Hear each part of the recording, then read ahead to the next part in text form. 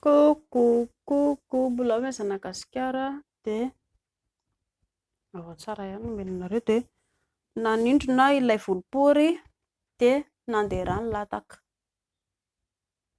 Nisy publication nataoko tany aloha tany hoe rehefa hanala volo ianao dia tsy hoe andeha hilely androany dia alàna ilay volo.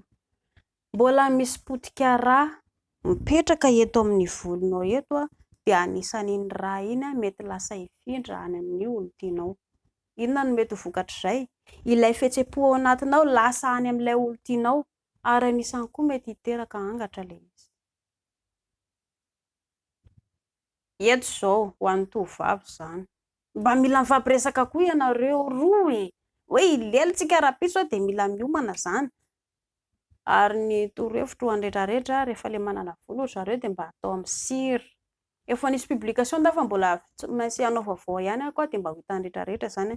Iny dia mba tsaratsara kokoa izany hitanareo mba mandimandina tsara ilay tapory malefaka ihany koa avy eo.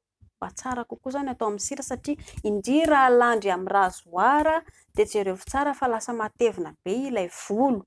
Ambonin'izay ihany koa lasa maranidranitra be ilay lazaiko teo hoe iny lasa tsy maintsy raha maratra amin'iny lataky ny lela.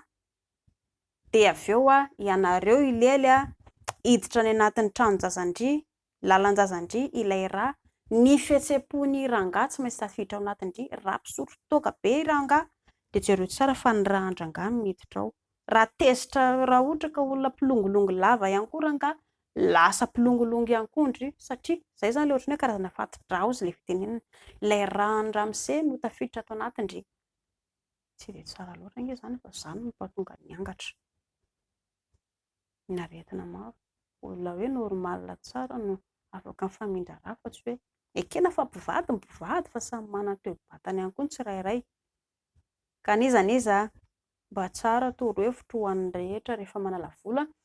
Mbola hanao ilay publication mahakasika ny Alibaba dia any ianareo afaka mividy ilay laser. Mety afaka